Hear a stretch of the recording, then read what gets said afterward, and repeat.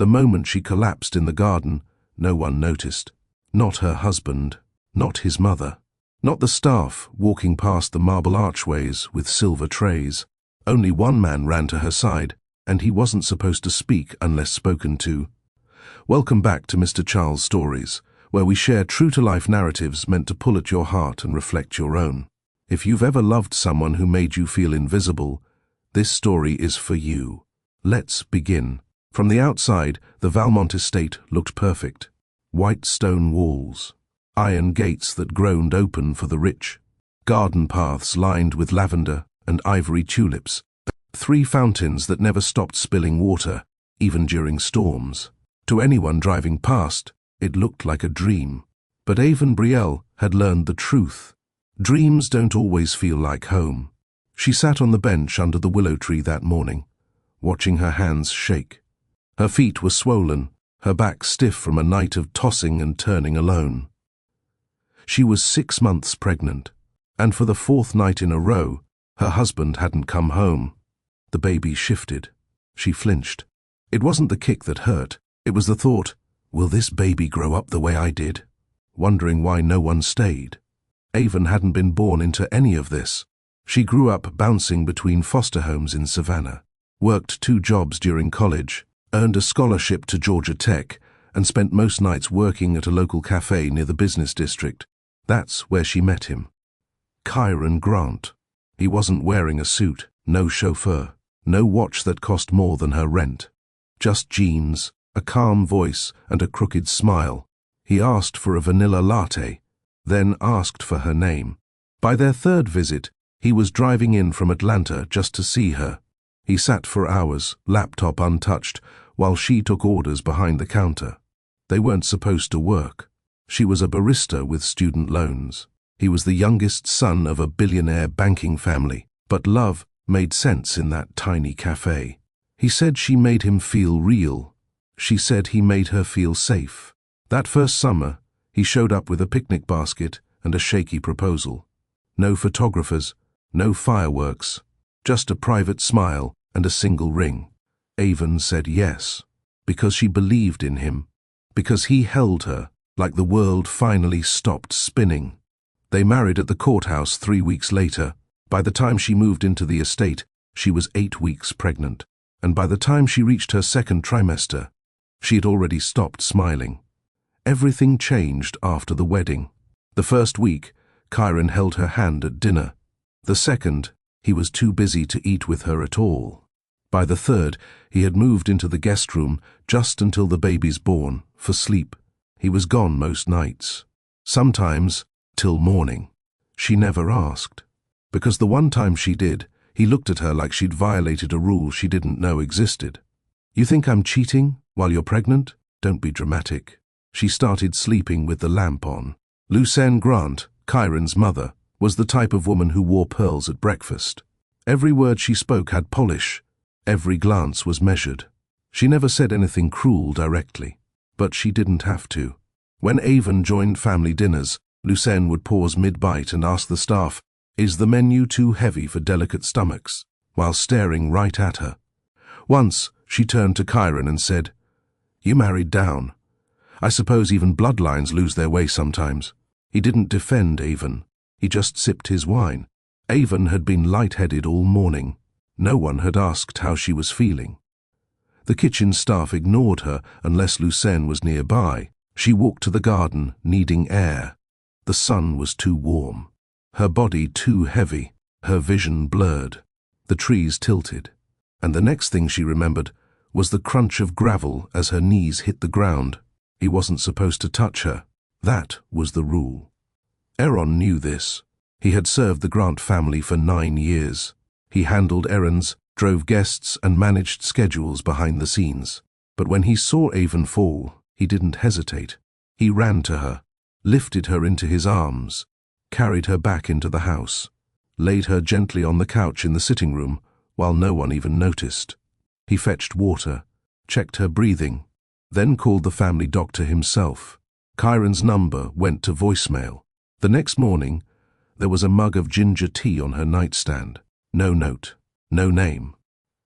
But she knew Aaron never spoke unless asked. He never looked her in the eye. But now, he glanced once, just long enough to ask without words, "Are you okay?" She nodded. He nodded back. That small moment meant more to her than the 6-word text Kyron sent that day. "Glad you're feeling better. Busy today." Avon didn't cry often.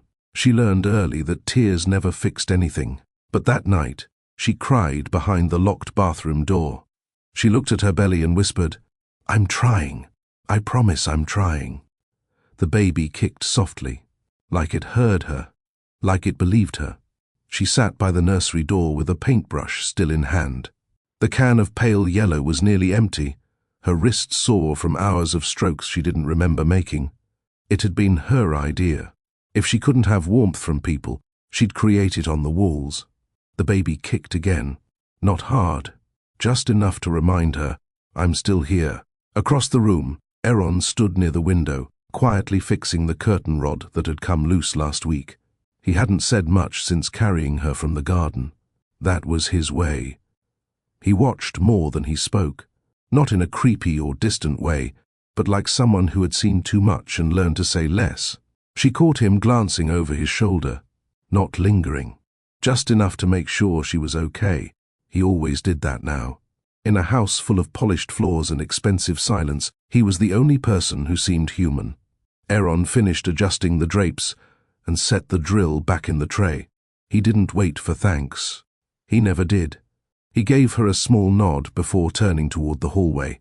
She surprised herself by calling out, "Aaron?" He stopped and looked back. "Do you think this color's too soft?" He stepped back into the room, looked at the walls, then back at her. "No, it's warm." His voice was deeper than she remembered, calmer than Kyron's, and unlike everyone else in this house, he never made her feel like she was being assessed. She smiled. "Thank you." He gave another nod and walked out. That night, she sat in the bathtub longer than usual. No candles, no music, just her thoughts and the water, lukewarm and still. She tried not to think about how empty the house felt when Kyron was gone, or how it wasn't just the staff that ignored her, but her husband too. She wondered if it would have been different had she come from the right kind of family. If she had a last name that opened doors instead of raised eyebrows. Maybe then Lucien would have smiled at her in public without that stiff, forced curve in her lips. Maybe Kyron wouldn't treat her like a burden he had to protect, instead of a woman he wanted to love. She leaned her head back against the cool tile and whispered, "Maybe I don't belong here." She didn't know that Aaron had paused outside the bathroom while passing by. Didn't know he had slowed his steps after hearing the water running for over an hour. He stood there, unmoving, until he was sure the water stopped. The next morning, the ginger tea came with 2 pieces of warm bread. No note, but the effort was louder than any words. Avon opened her notebook that afternoon and began to write again. She hadn't written since the wedding. Everything had felt too raw, too bitter.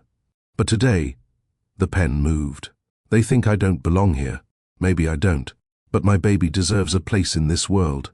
She set the notebook aside and curled into the love seat. The house was quiet. She let herself drift off. She didn't hear the door open. Didn't see Aaron step in with tools to fix the nursery closet door that wouldn't close properly. He spotted the notebook, open and half slid off the cushion. He didn't mean to read it. But the words were right there. He paused. Read that single line, then quietly placed it back. That night, Avon found a small note outside her door. "You belong, not because of them, but because you care more than they ever will." No signature. She didn't need one. Dinner that night wasn't in the dining room. She brought 2 bowls of stew to the garden bench and waited. A few minutes later, Aaron walked by. "I made too much," she said, holding out one bowl. He hesitated. She didn't pressure. He sat beside her in silence and accepted the bowl.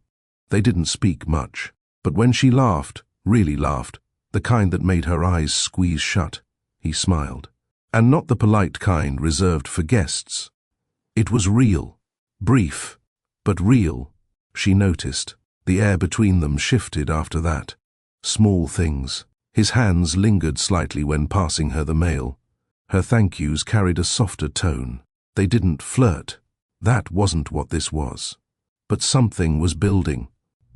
The moment everything changed came without warning. She was in the nursery, organizing the small toys someone had sent from the baby registry. She reached for a plush elephant on the top shelf and lost her balance slightly. Aaron was there before she could fall, steadying her with a hand at her lower back. Her shirt lifted just a little. His hand brushed her belly. The baby kicked. Avon gasped. Aaron froze. Neither of them moved. Then she took his hand and pressed it gently against her belly again. "Do it again," she whispered. The baby kicked once more. Aaron's eyes softened, and something behind them broke, something he had kept sealed tight. He pulled his hand back slowly and looked away. "Sorry." "No," she said softly. "Don't be." He stood there for another few seconds before quietly stepping out. She sat down slowly, cradling her stomach. The baby kicked again, but this time she didn't feel alone. Later that night, Aaron stood outside her door, his palms flat against the wall, his eyes closed. He didn't knock, didn't speak, but his heart was louder than any sound he could have made. He had seen wealthy families all his life, watched marriages crumble behind designer curtains, witnessed men treat women like accessories, not partners. But never had he seen a woman fight this hard to hold herself together when no one was holding her. And now he couldn't pretend not to care. Not when her strength moved something in him he didn't know still existed. Not when the baby kicked at his touch like it knew who mattered. He walked back to his room and sat in the dark. Whatever this was, it wasn't allowed, but it was real. And that was the first thing in years that felt worth risking something for. The Grants were always moving. Deals, dinners, appearances. Even when they were home, they weren't present. The estate was alive with activity, cleaners, gardeners, chauffeurs. But inside the house, Avon felt like a ghost wandering a museum where everything was beautiful but untouched. Kyron hadn't called in 3 days. She told herself it didn't matter, that she didn't care. But when her phone buzzed, she still looked, still hoped. Still felt that drop in her chest when it was just a package delivery notification. She wandered down the stairs, barefoot, the house silent, except for a ticking grandfather clock in the foyer. Lucien had gone with Kyron, the older brother too. A family trip to Europe, 10 days. She hadn't been invited. "I think it's better if you stay," Kyron had said the night before. "Too much flying isn't good for the baby," she had asked. "Will you even miss me?" He didn't answer. That told her everything. The day they left, no one hugged her goodbye. The valet loaded their bags, the driver opened the car doors, and Lucien gave her a look that didn't say goodbye. It said, "You're still here," and then they were gone. The silence that followed wasn't peaceful. It was loud, heavy, the kind that crawled into her thoughts and whispered things she tried not to believe. She wandered through the rooms like they might notice her if she rearranged. Enough throw pillows or opened the curtains wide enough. But the house stayed still, cold. The only sign of life came from the west wing, Aaron's side. He didn't come out often, but she heard the vacuum, smelled his cooking sometimes. Once she passed the kitchen and saw him slicing vegetables, his movements rhythmic, precise. That night, she tried to make herself dinner. Rice and grilled chicken, nothing fancy. She was halfway through sautéing the onions when her knees buckled. The next thing she saw was the ceiling light above the kitchen island. Aaron's voice, steady but low, called her name. She blinked. Her head rested against a cushion on the couch. He held a damp towel to her forehead.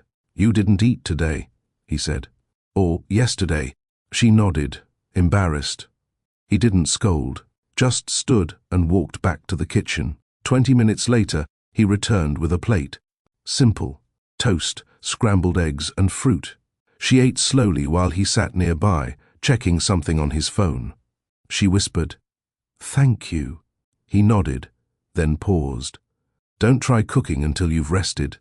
"I just wanted to feel normal." His eyes met hers.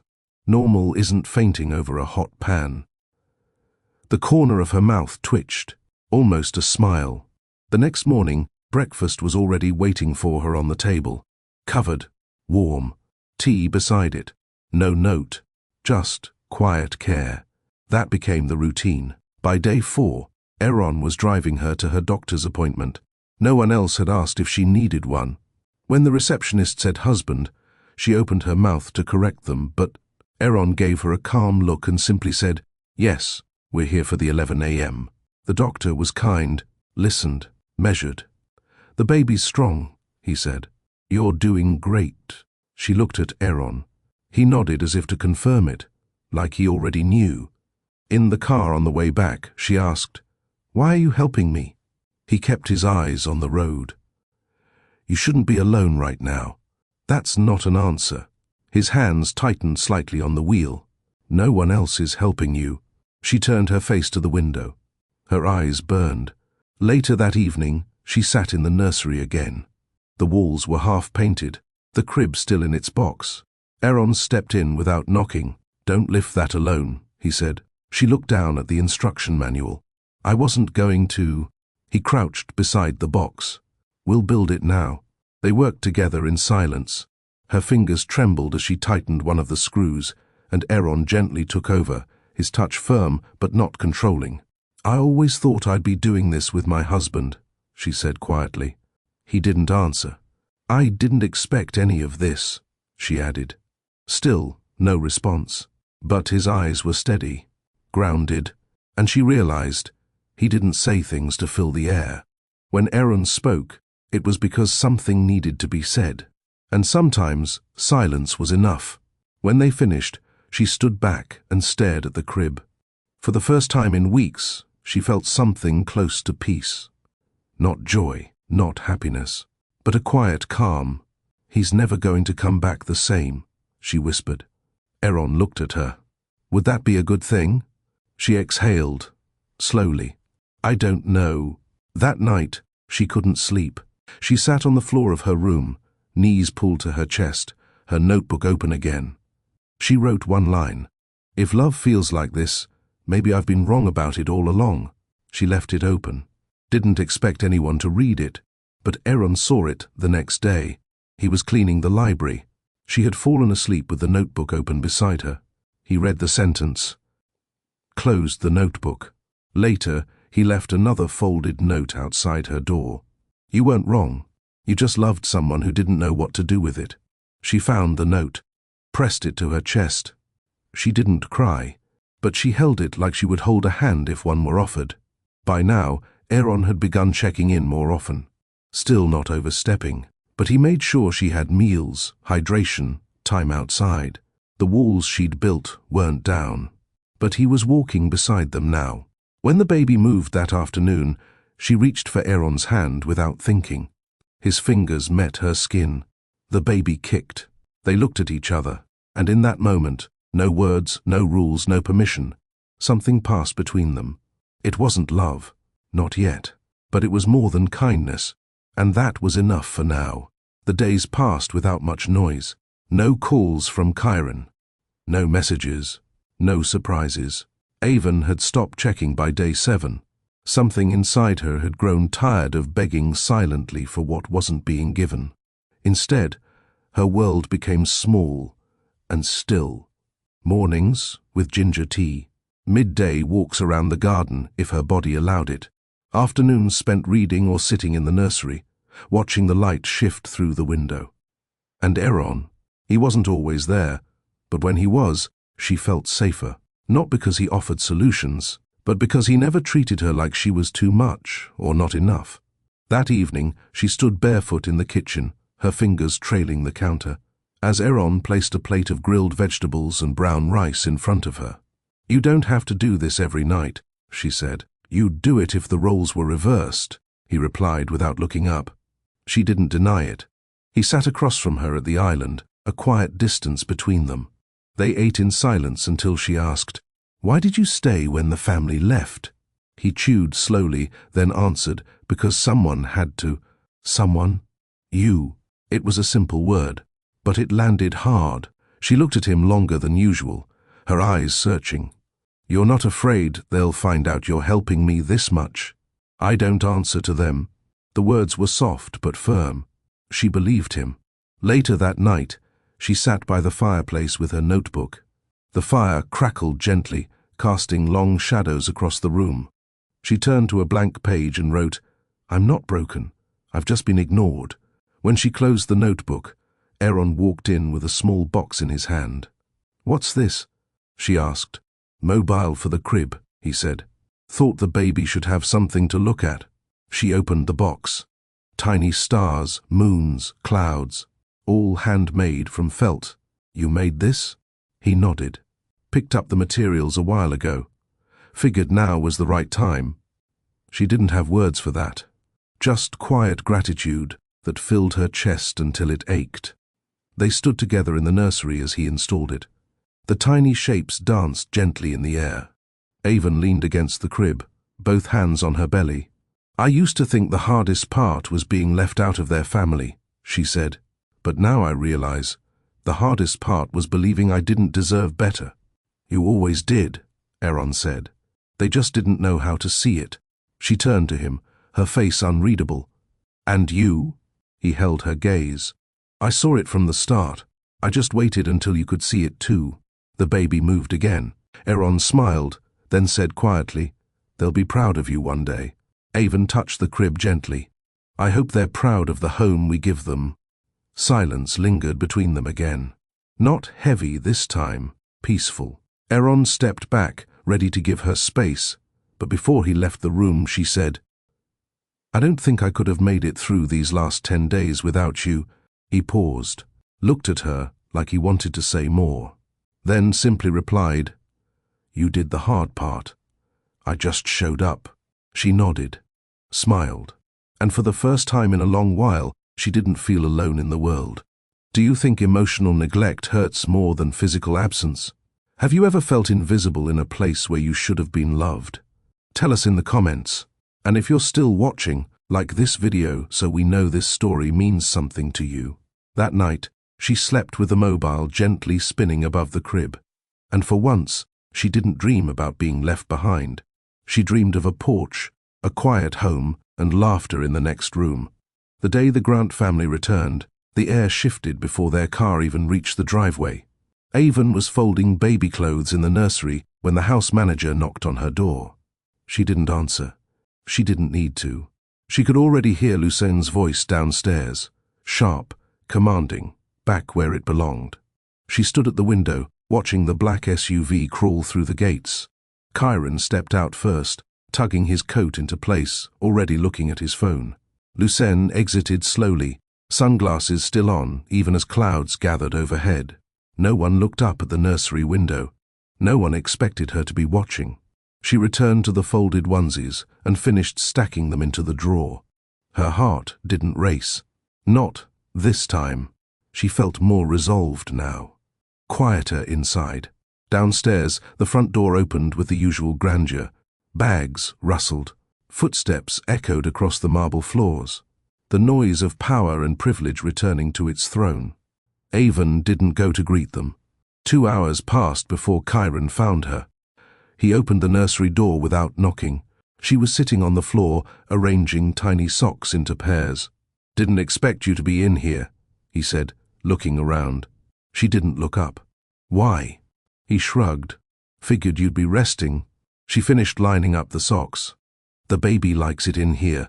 He walked over to the crib, stared at the soft yellow walls, the felt mobile gently swaying above the mattress. His eyes narrowed. "Where'd this come from?" She stood and adjusted the curtain. "I made some changes while you were gone." Kyron turned to her. "You didn't call, not once." "You didn't either." He slipped his phone into his jacket. "I was busy." "So was I," she said, turning to face him fully now. "Staying alive." He raised an eyebrow. "What's that supposed to mean?" "I fainted in the kitchen last week." He blinked. "Why?" "I hadn't eaten. I'd been trying to do everything by myself." "Why didn't you tell someone?" "I did," she said. "And he listened." Kyron's jaw tightened. "Who?" She didn't answer. He looked around the room again, slower this time. "You've been spending time with the staff?" She met his eyes. I've been spending time with someone who didn't treat me like furniture. Silence stretched between them. Chiron stepped closer. Avon, I know things have been off, but I'm doing the best I can. She held his gaze. If this is your best, I feel sorry for anyone who's ever needed more from you. He flinched. She stepped past him, leaving him alone in the room he hadn't helped build. The next day, she overheard Lucine's voice through the vents in the hallway. You still have time to annul this. Give her a house, a settlement, and end this mess before it becomes permanent. Avon sat on the bed, staring at her reflection in the mirror. Her belly was round now, her face fuller, her eyes sharper. She looked like someone who had been cracked and patched, still standing but different. She opened her notebook and wrote, I'm not angry anymore, I'm just done. Later that afternoon, she passed Aaron in the hallway. He was carrying a tray of dishes toward the west wing. Their eyes met for a second. He gave her a quiet nod. She returned it. They didn't need to speak. Everything had already been said in how they had survived the last 10 days without the people who claimed to care. That evening, Chiron walked into the bedroom, loosened his tie, and looked at her as if waiting for her to ask about his day. She didn't. He tried to touch her shoulder. She moved away. You're freezing me out now? He asked. No, she said calmly. I'm waking up. He scoffed. To what? To the fact that I don't need to stay in a place that makes me feel like a burden. Chiron crossed his arms. We're married, Avon. And I'm pregnant, she said. That hasn't stopped you from disappearing. He opened his mouth, closed it, looked down at his shoes like they held the answer. She turned away. That night, she wrote her final entry in the notebook. I gave him every chance to see me. He closed his eyes. Then she tore the page out, folded it neatly, and slipped it under the nursery door. She didn't write his name on it, because it wasn't for Chiron. She woke before dawn, her heart strangely calm. No racing, no heaviness, just quiet certainty. The house was still asleep. The corridors, cold and dim, carried the soft hum of the boiler kicking in. She stood in the nursery for a long time, her hand resting on the crib rail, her other on her stomach. This room had been her safe space. It smelled like soft wood, new paint, and a bit like lavender from the sachet Aaron had tucked behind the curtain without saying anything. She'd memorized every color, every fold in the blanket, every star dangling from the mobile. She knew she'd never forget this room, but it would not be the place where her child took their first steps. She walked back to her bedroom and sat at the edge of the bed. Chiron stirred but didn't open his eyes. She studied his face. Handsome, still, but the kind of handsome that didn't mean anything anymore. He had become a stranger in slow motion, still there, but already gone. She picked up a pen and a small piece of linen-textured stationery from her drawer. No need for a long letter. The truth could live in just a few lines. You don't have to love me, but I refuse to raise our child in a house where silence is louder than love. She folded the paper neatly and placed it on the nightstand. She didn't pack much, just her keys, her wallet, a small suitcase, and the ultrasound photo she'd kept pressed inside her notebook for weeks. When she opened the front door, the early morning mist clung to the driveway like it, too, didn't want her to leave. But she wasn't waiting anymore. Aaron was already outside, leaning against his car. He didn't ask questions, just opened the trunk and took her suitcase. I don't know where I'm going, she admitted, as she slid into the passenger seat. You don't have to know, he said. You just have to go. He didn't ask what happened. Didn't ask about Chiron or the letter or whether she was sure. He only asked, do you want the window down? She nodded. They drove for an hour before either of them spoke again. I thought I'd feel scared, she said, watching the trees blur past. But I don't. Because you already left him, Aaron said. You just stayed a little longer than you needed to. She turned to him. Do you think I'm selfish? No, he said. I think you're tired. She smiled faintly. That's true. They reached a rest stop just outside of a coastal town she didn't recognize. He parked near the edge of a cliffside view. The ocean was visible in the distance, still gray from the fog. They stepped out, the wind brushing against her loose sweater, her hand instinctively covering her stomach. "I used to think I'd give birth in a luxury hospital with his name on the paperwork," she murmured. "Now, I don't care whose name is where. I just want my child to feel safe." "They will," Aaron said, his eyes on the horizon. "Because you chose peace." She closed her eyes and let the wind hit her full in the face. The salt, the coolness, it felt like starting over. Later that afternoon, they arrived in a quiet coastal town. Rows of small white homes lined the narrow streets, flower boxes on windowsills, wind chimes hanging from porches. Aaron had found a short-term rental online, 1 bedroom, 1 bath, a porch that faced the water. When she stepped inside, Avon froze. It smelled like real life. Coffee, soap, wood, something safe. She lowered her bag to the floor slowly, as if she didn't want to disturb the peace. Aaron put the keys on the kitchen counter. "You can stay here as long as you need," he said. "I'll be in the guest house down the road." She turned to him. "You don't have to do this." "I know," he replied. "But I want to." She paused. "Why?" His answer was quiet. "Because no one ever stayed for me either." The words sat in the air like confession. She stepped toward him and reached for his hand. "Then maybe we both needed this more than we thought." They stood like that for a long moment.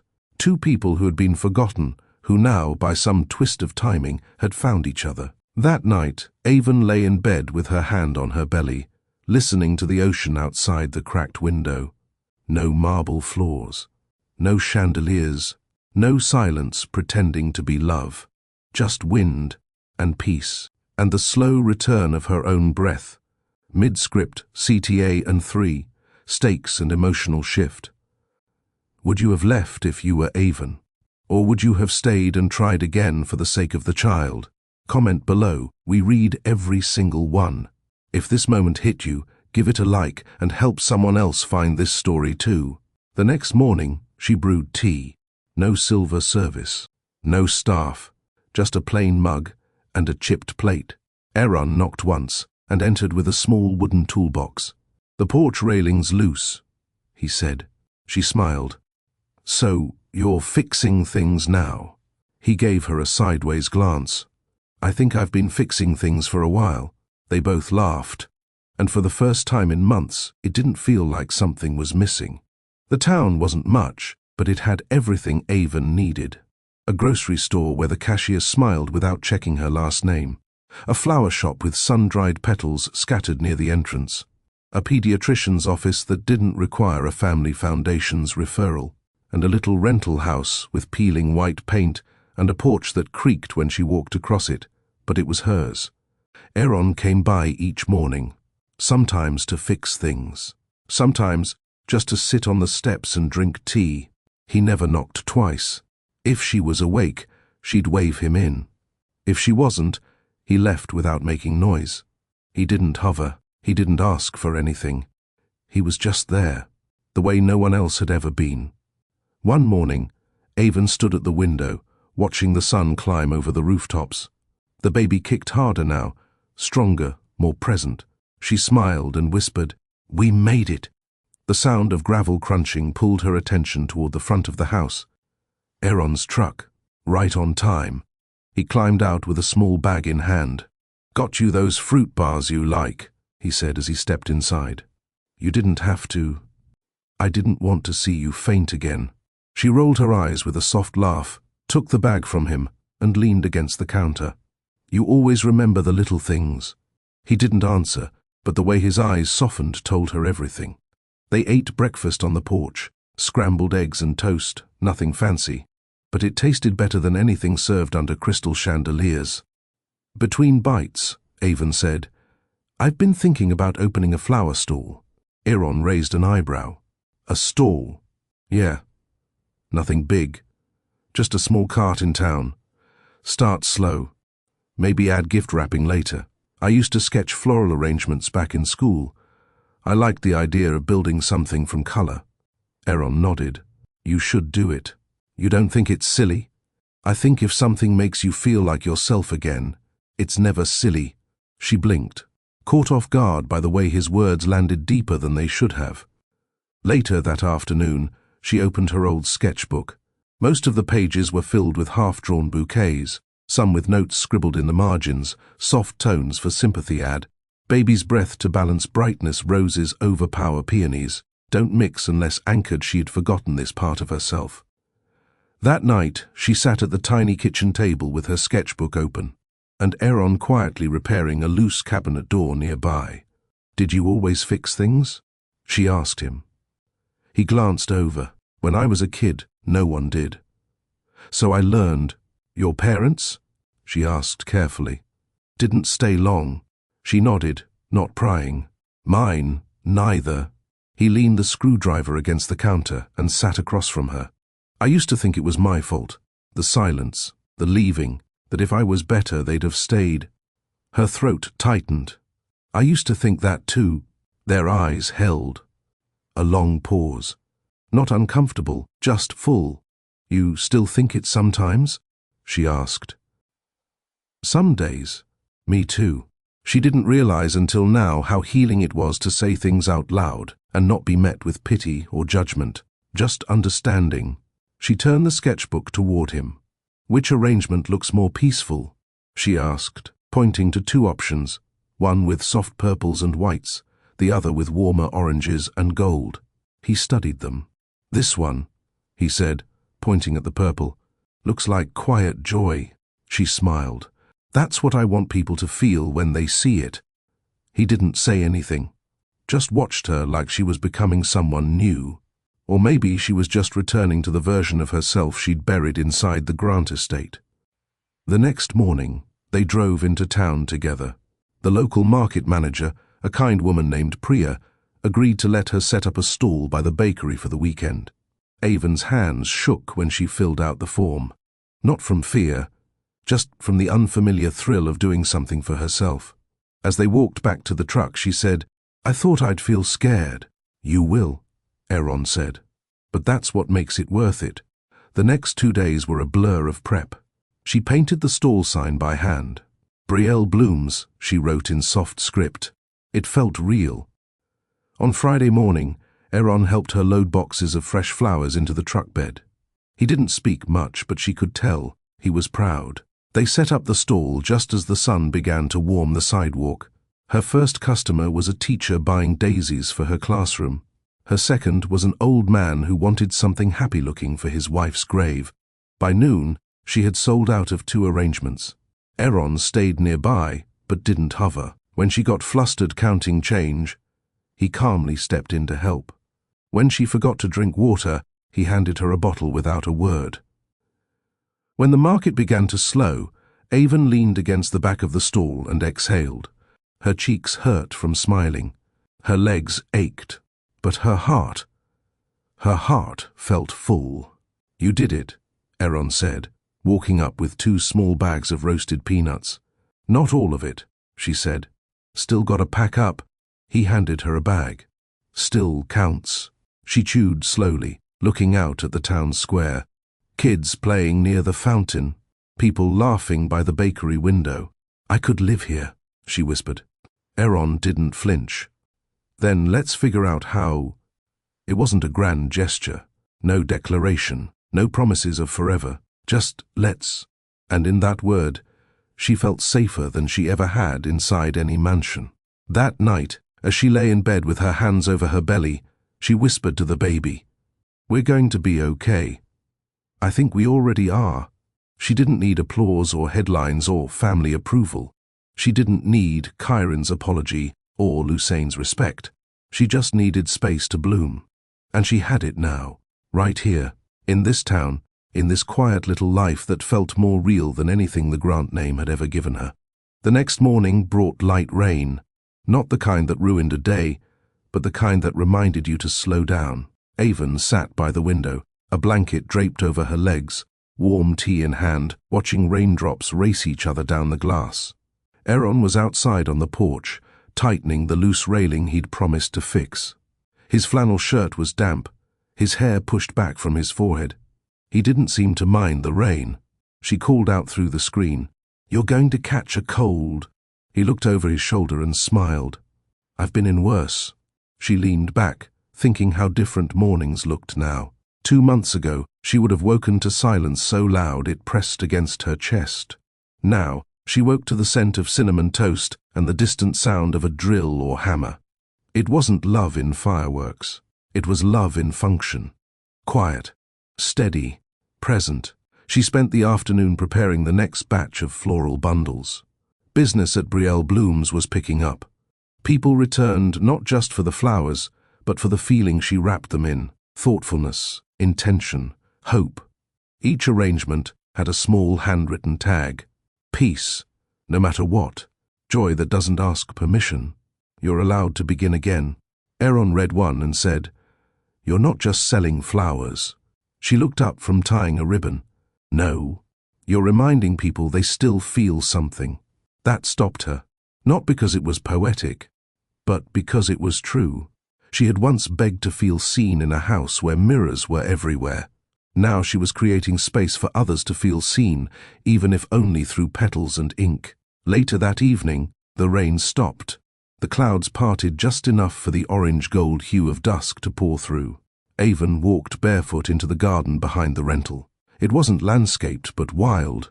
Overgrown bushes, patches of lavender and mint that someone had planted years ago and let run wild. She breathed in the scent, bent to brush her hand against the mint leaves. The baby shifted again. Not a kick this time, just movement. "You're stretching," she whispered. Making room, she stood up slowly. Aaron was leaning against the back fence, watching her. He looked like he'd been there for a while. She walked over. "This used to scare me." He raised an eyebrow. "Being alone, being a mom, starting over, still does?" "Not as much." They stood side by side in silence. She watched the wind move through the trees. Aaron finally spoke. "I was going to leave once." She turned to him. "Leave the estate?" "Everything." He folded his arms. "Years ago, I'd saved up enough, had a ticket out west, thought I'd disappear. What stopped you?" He looked down at his hands. A kid broke her arm on the stairs. Staff was too scared to touch her. They didn't want Lucien to blame them. "So you helped?" "I wasn't even supposed to be in that wing, but I carried her down and called the paramedics myself." Avon stared at him. "What happened?" "They scolded me for overstepping." She exhaled hard. "Of course they did." "That was the first time I realized I wasn't working for a family. I was working for a legacy. And people get crushed under legacies every day." She was quiet for a while. Then, and now. He met her gaze. "Now I'm working for peace." She reached out slowly and took his hand. It was rough, calloused, warm. "You saved me," she whispered. "In more ways than I can count." "You saved yourself," he said. "I was just there so you didn't have to do it alone." She squeezed his hand. "Stay." His brow lifted slightly. "Tonight," she said, her voice steadier. "You don't have to sleep in the guest house." He didn't move right away. "Are you sure?" "I've never been more sure of anything." They walked back to the house together, slowly, no rush. Inside, she lit a single candle on the table. No overhead lights, no distractions. Aaron made tea while she washed the garden dirt off her hands. They didn't touch beyond fingers brushing against each other, but something changed in the way they looked at each other now. He sat across from her, cradling the mug. "You don't have to say anything," she told him. "Not tonight." He nodded. "But if I did, it would be this. You make silence feel safe." She felt her eyes sting, but she blinked quickly and smiled. That night, as they sat on the porch wrapped in one blanket, listening to the distant crash of waves, she whispered, "Do you think he ever loved me?" Aaron didn't rush to answer. "I think he loved the idea of you, the girl who made him feel different. But when that faded, he didn't try to rediscover the woman you became." She leaned her head on his shoulder. "And you?" she asked. "What do you love?" He didn't hesitate. The woman who kept choosing herself, even when it hurt. She closed her eyes. Good, because for the first time, she was ready to be loved exactly like that. It had been 6 weeks since they left the Valmont estate. 6 weeks since Avon slipped that folded letter onto Chiron's nightstand and walked away from a name that came with power but no peace. Now she woke up to sunlight pooling across worn wooden floors, not the sound of staff rolling silver carts past her door. Her feet padded across the kitchen barefoot, her belly full and round beneath the hem of an oversized tea. The kettle began to whistle, and she smiled to herself. Aaron had insisted on fixing the leaky faucet yesterday, and now, for the first time since she moved in, everything in the kitchen worked. He knocked once and came in without waiting for a reply, like he always did. He carried a brown paper bag in one hand, a tool pouch slung over his shoulder.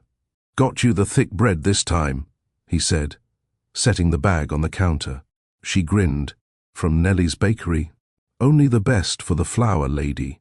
She rolled her eyes, poured them both tea, and handed him a mug. They ate breakfast side by side. She sat on the counter, toes brushing against his thigh as he stood, leaning back on the opposite side. The space between them no longer held tension, only something unnamed and slowly growing. Afterward, they stepped outside. The flower cart was already packed with fresh blooms, roses, snapdragons, tulips, and bunches of wild greenery she'd foraged herself. He helped her secure the crates, adjusted the chalkboard sign that read Brielle Blooms, and handed her the basket of wrapped bouquet slips she always kept tucked under the table. "Need me to come with you?" he asked. She shook her head. "I'll be fine." He paused. "Text me when you need help packing down." She smiled. Always. As she drove toward the market, she felt it again, that new sense of ownership. Her time, her pace, her choices. This life wasn't built in marble or wealth. It was cobbled together with moments of quiet dignity. The market was already buzzing when she arrived. A few regulars waved as she backed into her usual corner. She set up quickly, arranged the flowers with care, laid out her tags with quotes, placed the cash box under the cloth, and stood ready. The first customer was a girl no older than 17, nervously clutching her, allowance in one hand and asking for something soft, not too loud, like her. Avon gave her pale dahlias wrapped in tissue paper, tied with a note that read, "You don't have to change to be noticed." The girl blushed. "Thanks," she whispered, before walking away. By midday, she had sold out of 3 arrangements. Her hands moved like memory now. Trim, tie, tag, smile. But something shifted just after noon. She saw the black sedan before it parked. Sleek, familiar, too polished for this town. The kind of vehicle that never appeared without reason. Her spine straightened. A man in a dark jacket stepped out. Not Chiron, but she recognized him, Anders, one of the Grant family's corporate assistants. The kind who arranged meetings and signed NDA documents before she ever understood why. He spotted her immediately, walked over like he didn't expect to be stopped. "Avon," he said with a polite nod. "May I speak with you?" She didn't answer. Not with words. She kept wrapping a bouquet, slow and focused. He glanced around. "You look... well, what do you want?" she asked, taping the edge of the brown paper closed. "I'm here, on behalf of Chiron." She stopped, eyes finally meeting his. "Why?" "He's been trying to reach you. Letters. Calls. I changed numbers." "Yes." He figured. Anders cleared his throat. "He'd like to speak with you. In person." She folded her arms. "Now. Here. No. But he'd like to invite you back for a conversation. Nothing more." "I'm not going back. He's willing to sign over everything, if that matters." Avon blinked. "I didn't ask for anything." "I know. That's why he's nervous." She didn't laugh, didn't react. "You can tell him I'm fine, and I don't want anything from the Grants. Not the money, not the name, not the apology he's rehearsed." Anders stood still, unsure how to respond. She looked past him. "I have customers to help. If that's all." He gave a shallow nod. "I'll let him know." She turned her back before he could finish, focused on rearranging the tulips. A few minutes later, she felt her hands shaking. Not from fear, from adrenaline. from the ghost of a life trying to tap her shoulder again. She inhaled sharply. Her baby kicked. Not violently, just enough. "I'm still here," she whispered again, pressing her palm to her belly. "And we're not going back." Aaron was already waiting when she returned home that evening. He was sitting on the porch with a bottle of orange soda and 2 wrapped sandwiches from the deli. She didn't speak, just sat beside him and leaned into his side. "Someone from the family came today," she said. "I figured," he said. "Kyron's been trying to reach me. You want to?" he asked. She shook her head. "I want to move forward. That's it." He passed her the sandwich. She unwrapped it slowly. "They're not going to stop, are they?" she asked. "Not yet," Aaron said. "They're not used to being walked away from." She stared out at the sky, colors fading from coral to deep blue. "Well, they're going to have to get used to it." He looked at her, and for the first time, his hand reached for hers without hesitation. "I'm not going anywhere," he said. She squeezed back. "I know." They sat in silence again, but this time it didn't feel like avoidance. It felt like an anchor. And when she went to bed that night, she didn't dream about the estate. She dreamed about building a greenhouse, about teaching her child to press flower petals between books, about Aaron laughing in the kitchen, flour on his shirt, the scent of something baking in the air. A life not just survived, but chosen. 2 days passed. No calls, no cars, no letters, and Avon hoped maybe it was over. She stayed busy. The cart needed repainting. Orders were increasing. A local wedding planner had asked her for a sample arrangement, and the idea of creating centerpieces made her feel more grounded than any luxury gala she'd ever attended with Kyron. Aaron helped where he could. He fixed the axle on the cart, trimmed new signage, and installed shelves in the small storage shed behind the house. It was the kind of help you didn't notice unless you lost it, and that was the thing. Avon had started to count on it. That morning she found him standing in the back garden, holding a wooden stake in one hand and a potted hydrangea in the other. "What are you doing?" she asked, stepping out onto the porch with a cup of tea in hand. He nodded toward the planter. "Expanding your bloom empire." She chuckled. "With 1 flower?" He smirked. "Everyone starts somewhere." She descended the steps slowly and knelt beside him. Her belly had grown more in the last 2 weeks. Walking took more effort, breathing sometimes too. As they patted soil into the pot, she asked quietly, "Do you think I should have told him where we went?" Aaron didn't look up. "Do you wish you had?" "No," she sighed. "But I wonder what that says about me. It says you needed peace more than closure." She nodded slowly, brushing dirt from her fingers. He was never cruel. That's the hardest part. Aaron finally turned toward her. He didn't have to be cruel. He just had to be absent long enough for the silence to replace love. The words sat heavy in the air.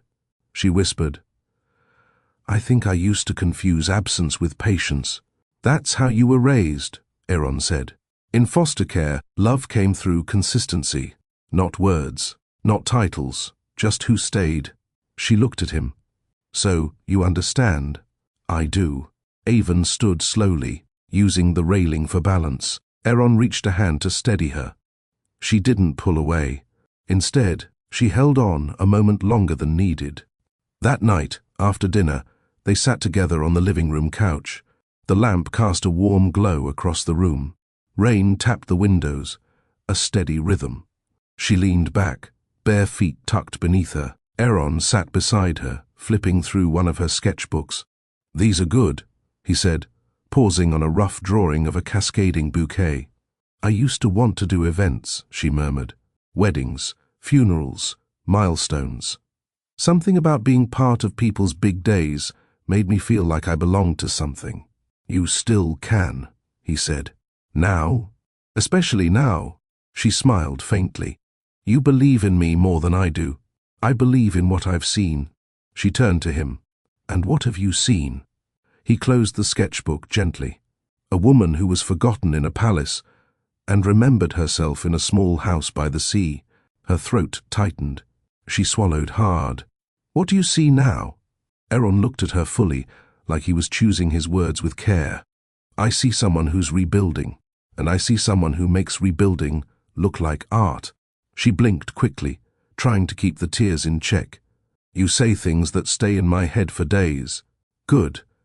Then you'll never forget what's true. The lamp flickered slightly as the rain picked up. Avon shifted closer. She didn't know who moved first, her or Aaron, but suddenly their hands were touching again. Not an accident. Not a mistake. His thumb brushed along her knuckles. Her breath caught, but she didn't pull away. Do you think we're allowed to feel this? She whispered. Yes, he said. She turned to face him more fully. Even if we started out as strangers under someone else's roof? That's exactly why, he replied. Because we were the only ones who saw each other in a house full of people pretending. She didn't kiss him. Not yet. But her head rested against his shoulder for the rest of the night. And that meant more than anything. The next day, a letter arrived. Not addressed. Not mailed. Just left on the flower cart under the chalkboard sign. She found it during her midday break. Her name. Handwritten. She hesitated before opening it. The handwriting was unmistakable. Kyron. Avon, I don't know where you are, but I know now that you're not coming back. I wish I had listened sooner. I wish I had made room for your voice before it was silence that answered me. They told me you'd leave. I didn't believe them. I thought you'd always be there, waiting, forgiving. But you shouldn't have had to. I won't chase you. I won't make this about me. But I do want you to know.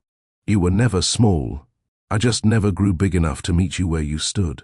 Take care of our child. And if they ever ask, tell them I didn't leave. I just never showed up the way I should have. Kyron. She folded the letter and tucked it beneath the counter. She didn't cry. Not out of anger. Not out of grief. Just stillness. Like the final page of a story she'd already finished reading. That night, she didn't tell Aaron about the letter. Not because she was hiding anything, but because she didn't want to give the past more airtime in a house finally filled with peace. Instead, she kissed Aaron's cheek before dinner. He froze for a second, surprised, then smiled. No fireworks, just presents, and that was enough. It had been just over a month since Avon opened Brielle Blooms and built her. Quiet life 3 hours away from everything she used to think was permanent. The days had settled into a rhythm. Mornings began with tea and a kiss on the forehead from Aaron, who never made a grand entrance, only appeared quietly, present and necessary. She would waddle across the porch, hands on her growing belly, while he handed her whatever small breakfast he'd picked up from the bakery. Each day felt like an act of rebuilding, not from wreckage, but from rest. By mid-morning, the town would wake up around them. Avon's cart rolled into the market square, parked near the corner of the bakery and bookstore. People stopped not just for flowers now, but to see her, to chat, to laugh, to share pieces of their lives. She didn't know all their names yet, but they remembered hers. On Tuesdays, she taught a short flower arranging class at the community center. It had started with one curious mother and her daughter. Now, it was 7 women and 3 kids who showed up weekly with notebooks and questions. She brought wildflowers and little jars, and the sound of laughter filled the room in ways she hadn't heard in years. In the evenings, she and Aaron would sit in the nursery. The crib was already assembled, clothes folded neatly in drawers. A rocking chair sat by the window. Sometimes she'd sit there, hand on her stomach, eyes closed while Aaron read something out loud from the baby book he kept, just in case. They hadn't talked labels yet. There was no declaration, no, we're together now. But everything about the way he looked at her told her what she needed to know. One morning, as she finished watering the flower beds, Aaron came up the porch steps with a stack of mail in hand. There's one with handwriting, he said. That's rare. She wiped her hands and took the envelope. The return address made her pause. From the Grants, she muttered. Aaron's shoulders stiffened. You want me to throw it out? No. She stepped inside and sat by the window before carefully opening it. It wasn't from Kyron. It was from Lucenne. Avon, I don't expect you to respond, but I want you to know that we have no ill feelings toward you. You acted out of what you believed was best, and that I respect. The Grant family estate has been in the process of restructuring. Kyron has stepped down from day-to-day roles for now. He is undergoing counseling. He asked me not to interfere, but I believe you deserve to know. You do not owe us anything, but if, in time, you feel your child deserves to know where they came from, we will not prevent that. Respectfully, Lucien Grant. She read it twice, lips pressed in a thin line. When she looked up, Aaron was waiting. She says they won't interfere, Avon said. Kyron's in counseling. Does it change anything for you? He asked. She shook her head. No, but it makes me think, maybe he'll be better for the next woman.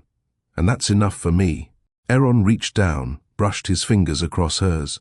You did the hard part, he said. I'm still doing it, and doing it beautifully. They didn't talk about the letter again. 2 nights later, a storm rolled in. The power blinked twice, then cut out entirely. Avon lit 2 candles in the kitchen, while Aaron moved through the house checking windows and gathering flashlights. You okay? He asked. I'm fine. Baby's kicking like they're dancing. Good sign. They ended up sitting on the porch, wrapped in a quilt, watching the lightning paint streaks across the sky. Tell me something about you I don't know, she said. Aaron smiled faintly. I used to play guitar. Seriously? Yeah. Wasn't good at it. But it helped me get through stuff. Where is it now? Probably at some pawn shop 3 towns over. She nudged him. You should get another one. He turned to her, gaze soft. I don't need it anymore. She didn't press. She didn't need to. Instead, she said, Your turn.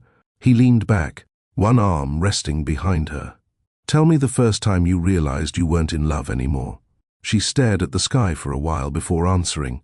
There was this night. I was standing in the kitchen of the estate, holding a bowl of fruit I didn't even want to eat. Kyron walked in, said hi, and walked right past me. Didn't notice I'd been crying. Didn't notice I was barefoot in the middle of winter. Just walked past, like I was a chair. Aaron didn't speak. He didn't need to. She continued, voice low. I realized then, he liked the idea of being married, but not the reality of having a wife who needed him. He leaned closer. You don't need fixing, Avon. I know. Not anymore. The thunder cracked loudly in the distance. She flinched slightly, and Aaron moved just enough to wrap his arm around her shoulders. You're safe, he said quietly. She turned to him, her hand resting over his heart. I know that too. The next morning, the power was back, and so was her routine. But something had shifted in the air between them. There was no question anymore. They were more than comfort, more than circumstance. They were choosing each other. That afternoon, Avon drove to the coastal clinic for her prenatal checkup. Aaron stayed behind to finish repairing the shed roof. The doctor smiled as he measured her belly. You're doing great. Blood pressure's solid. Baby's heartbeat is strong. He printed out the latest scan and handed it to her. There, he said, pointing. You see that? She nodded, eyes filling. Feet. Won't be long now, the doctor said. A few more weeks. Back at home, Aaron was waiting on the porch with 2 cups of tea and a small wooden charm. He'd carved, a flower on one side, initials on the other, a +E. She handed him the scan. She's perfect, Avon said. His face changed. Something like wonder. She nodded. A girl. He held the image gently, like it might fall apart if he blinked. I'll build her a rocking horse, he said quietly. Avon laughed. You don't even know how. I'll learn. She touched his face. We'll learn everything. He leaned down, forehead pressed to hers. Together, and for the first time, the future didn't feel like something to fear. It felt like something she couldn't wait to meet. The days that followed felt like a soft countdown. Everything became a little slower, a little more intentional. The town felt warmer somehow. Even the air, despite the early fall chill, held a gentler rhythm, like it knew Avon was preparing for something sacred. Aaron built a cradle by hand. He spent 2 full days in the shed, measuring, sanding, fitting. Avon would walk out occasionally, belly first, carrying a glass of water or leaning on the doorframe just to watch him. "You could have bought one," she teased once. "I could have," he replied, "but I want her to sleep in something made with my hands." That silenced her, not because she didn't have a comeback, but because he meant it. At night, they would sit quietly on the porch, her feet on his lap, his hand resting lightly over her belly. Sometimes she talked about paint colors for the nursery. Sometimes they said nothing. But even in the silence, things were happening. One evening, she said it without thinking. "I want to remarry." Aaron blinked. "You want to?" She laughed. "No, not to Chiron." He relaxed slightly. "I want to marry again. One day. The real way. The quiet way. Nothing big. Just something that means something." Aaron didn't speak for a long time. Then he said, "What would that look like to you?" "Something small, simple, maybe just us and the baby, a backyard. Something we make, not something bought." He nodded slowly. "What about you?" she asked. "You ever think about it?" "Sometimes. And I don't need the ceremony, but I'd give it if it meant the person I loved felt safe." Her heart fluttered. She placed her hand on his. "I do feel safe." He looked at her like he wanted to say more, but didn't want to rush. "Then that's enough for now."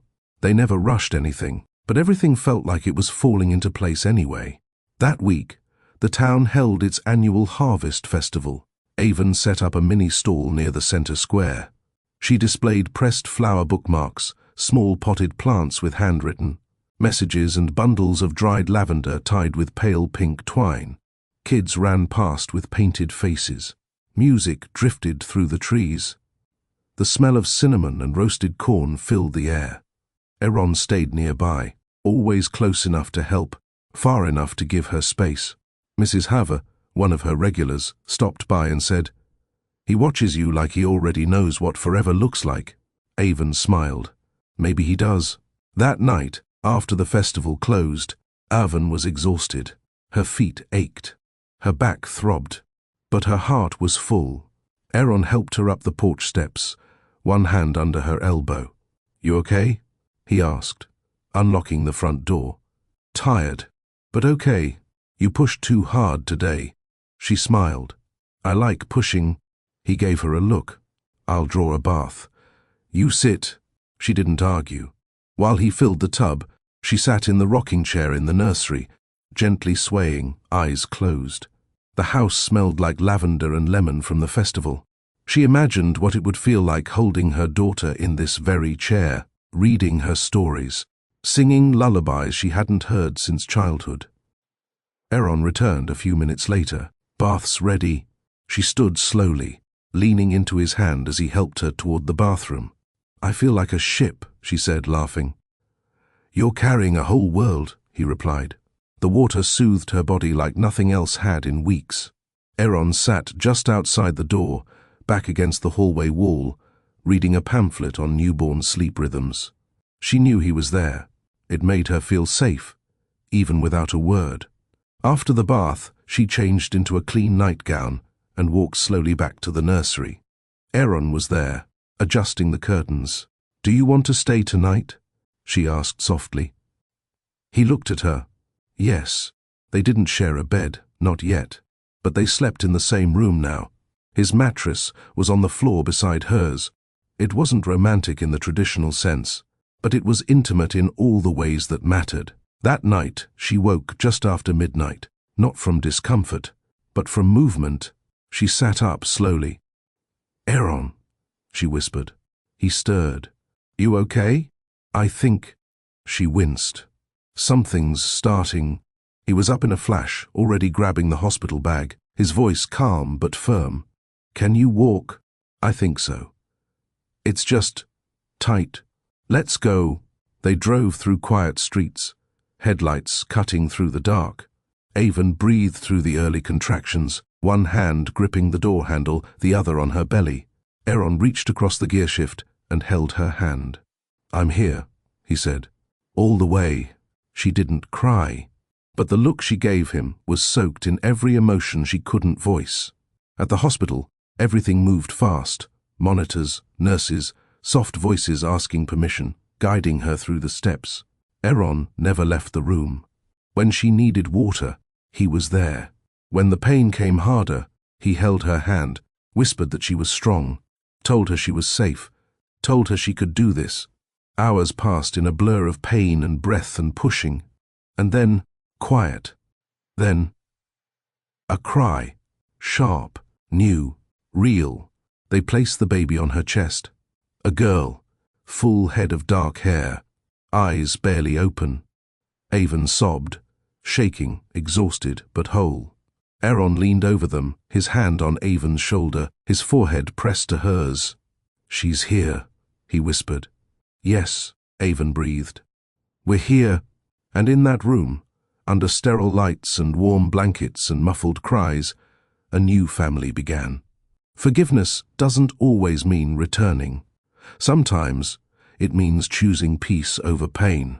If you believe love is a choice made every day in the quiet moments, not grand gestures, drop A in the comments. And if Avon and Aaron's journey moved you, like this video, share it with someone who needs hope and subscribe for more stories that remind us healing isn't loud, but it lasts. As the nurse left the room and the monitors quieted, Avon whispered to her newborn daughter, "You were never born into a broken home. You were born into love." Aaron sat beside them, silent, hand over hers. They didn't need to say a word. This was the home they'd been building all along. They brought her home wrapped in a soft white blanket, her tiny hands clenched into sleepy fists, her lips pursed like she was already tired of the world's noise. Avon sat in the back seat with her daughter tucked into a cushioned car seat, one hand hovering just above, her belly as if still needing to feel movement, even though her baby was now in the air beside her. Aaron drove slower than usual, not out of fear, but reverence. This wasn't just a drive home. It was a return to something holy. The house hadn't changed, same chipped white siding, same breeze coming off the water, but everything inside it felt different now, warmer. Avon stepped out first and waited as Aaron gently unlatched the car seat and carried the baby up the porch steps like he was holding a sunrise.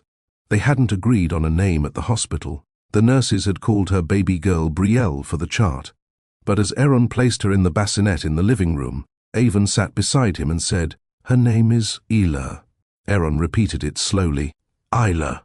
She nodded. "It means island, peace, refuge." He looked down at the baby. "It fits." They didn't rush into anything that day.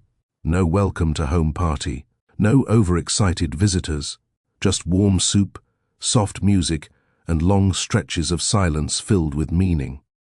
The town respected their space. A few neighbors left little baskets at the door, handwritten cards, baby socks, a tin of fresh cookies from the bakery. Every few hours, Avon would wake, feed Isla, and rock her back to sleep with the chair Aaron had sanded smooth just weeks before. Aaron slept on the couch now, not because he wasn't wanted beside her, but because they both knew these early nights would be unpredictable. She needed space, and he needed to be close enough to help the second she asked. And she did ask, in the softest hours of the night, when the baby wouldn't settle, when her back ached and her eyes blurred, Avon would whisper, "Aaron?" And there he was, always. They began to move like a team, not out of obligation, but quiet trust. He changed diapers without comment. She let him take the baby when her arms felt too tired. He learned how to hold Isla during her colic fits. She learned to hand over control without guilt. One morning, after a rough night, Avon woke to find the kitchen spotless, the bassinet cleaned and a fresh bouquet of soft lilacs on the table. The card read, "You don't have to be perfect, just present." She sat at the table and cried, not out of sadness, but out of release. No one had ever made space for her to fall apart gently. Aaron did, without needing a thank you, without making her feel like a burden. Later that day, she said, "Do you ever think about what we are?" He looked up from where he was fixing a hinge on the nursery door. "You mean us?" She nodded. "We've been through so much, but we've never named this." He set down his screwdriver. What do you want it to be? She thought for a long time. Something honest, no pressure, just real. He stood, walked over, and placed a hand over hers. Then we are what we are. And if that means slow and quiet and built brick by brick, I'm okay with that. She smiled. Me too. That evening, as the sun painted the sky in streaks of rose and gold, they took Isla out onto the porch for the first time. Avon held her close, the baby's cheek pressed against her chest, sleeping. She has your eyes, Aaron said softly. And you're calm, Avon added. She's going to be strong. She already is, Avon whispered. They sat together in silence, watching the sky turn. A cool breeze blew in from the water. I think I'm ready, Avon said. For what? To marry again. Aaron turned, eyes steady. She smiled. Not today, not this week. But when the time is right, I want it to be you. His voice came low, full of something he'd held in for months. It's always been me. She leaned her head against his shoulder. They didn't need a ring yet. Didn't need vows or guests or white dresses. They already had the most important promise. You showed up. You stayed. And I see you. Mid-script, CTA. Heartfelt audience connection. If you've ever had to rebuild after being abandoned, you understand how every small moment of peace matters. Tell us in the comments, who helped you when no one else did? If this story touches your heart, share it with someone who needs a gentle reminder you're not alone. And don't forget to like and subscribe for more healing, real-life love stories. That night, Avon rocked Isla to sleep with the porch door open. Aaron swept the porch, humming something soft under his breath. And in that space, filled with warmth and presence, Avon whispered 3 words that she hadn't said to anyone in years. I'm truly happy. She didn't need a chandelier, or approval, or a last name carved into stone. She had Isla. She had Aaron. She had herself. And that was everything. Morning came with the soft sound of Isla's breathing and the smell of cinnamon from the kitchen. Avon blinked awake slowly, the kind of tired that wasn't exhaustion, just deep contentment. She stretched, careful not to shift the bassinet beside her too suddenly, and stood to check on her daughter. Isla's tiny fingers twitched in her sleep, her lips parting in that almost smile newborns make when dreaming of things they've never seen. Aaron's voice floated in from the kitchen. I didn't burn the toast this time. Avon smiled, stepped into the hallway, and leaned against the doorway. He stood at the stove, barefoot, in a navy shirt and grey sweats, flipping French toast with a level of concentration like he was defusing a bomb. How do you manage to look calm doing everything? She asked. He glanced back. Practice. And low expectations. She laughed softly and walked toward the table, slowly lowering herself into her chair. Her body still ached in new ways, her hips, her ribs, her lower back, but there was something sacred in that pain now. It was proof of survival. Did Isla wake up at all after 2? Not once, he said, setting a plate in front of her. She must know it's Saturday. She took a bite, closed her eyes. Okay, this is officially better than anything the Grant chefs ever made. He raised an eyebrow. You're just saying that because you're still half asleep. I'm saying that because it's true, she replied, pointing her fork at him.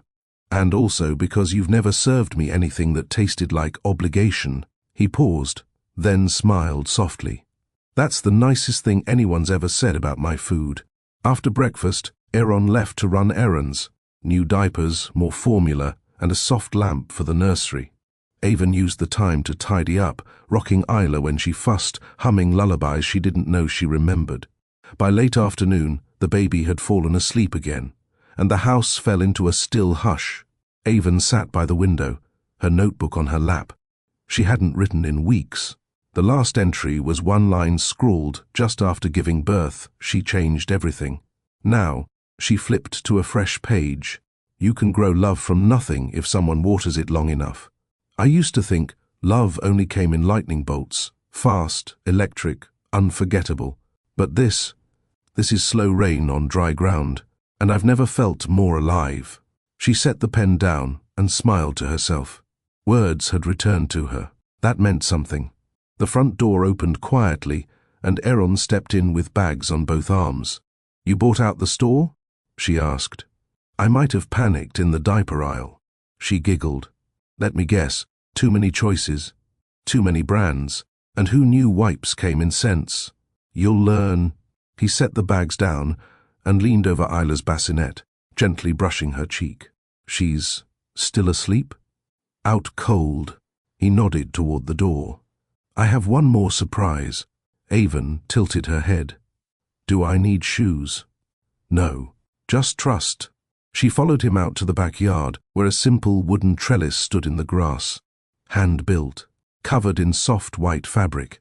The posts were tied with vines, and in the center hung a small crooked sign that read, "Home blooms here." Her hand flew to her mouth. "You made this?" "I started the day we came home from the hospital," he said. "Didn't want to say anything till I knew it would hold." She walked under it, running her fingers along the edge. "Why?" Aaron stepped forward. "Because this house, this place, it's more than shelter. It's where we became a family. And I wanted something to mark it." Her eyes welled. "You've given me everything I didn't know I needed," she said quietly. He took her hand. "I didn't give it. I just stayed until you let yourself grow into it." There, under the trellis, with Isla sleeping a few feet away, Aaron pulled something small from his pocket. Not a ring, just a chain. On it hung a tiny carved pendant, wooden, like the cradle. Etched into it were two flowers side by side, one large, one small, and in the corner, a heart. "I didn't want to ask you anything big yet," he said. "No pressure. But I wanted you to have something that says, 'You're mine,' in the way that means chosen and safe." She held the pendant between her fingers. "I love it," she whispered. "And I love you." He didn't react with shock or hesitation. He just pulled her into him and whispered back, "I've loved you since the day you let me in." They stood there for a while, the wind brushing past, the sound of waves in the distance, their hands locked together. Later that evening, as they folded laundry and watched Isla squirm and kick on a blanket nearby, Avon looked at him and asked, "Do you ever wonder what your life would have been like if we hadn't met?" He didn't hesitate. Lonely, quiet, full of tasks, but no meaning. She nodded. "Me too. Except mine wouldn't have had ginger tea and a flower cart," he added. She laughed, throwing a clean onesie at him. "Don't forget the nursery you built with your bare hands." "Oh, I won't. That thing almost ended me." By the time night came, the house was dim and peaceful again. Avon stood at the window with Isla in her arms, rocking her gently as the baby drifted back to sleep. Aaron came up behind her and placed his hand on her back. "She looks just like you," he whispered. "She's going to know love every day of her life." He nodded. "Because you'll teach her how, and you'll show her." They stood there, the three of them, wrapped in the kind of quiet that doesn't scream to be seen, but simply exists, strong, steady, sacred.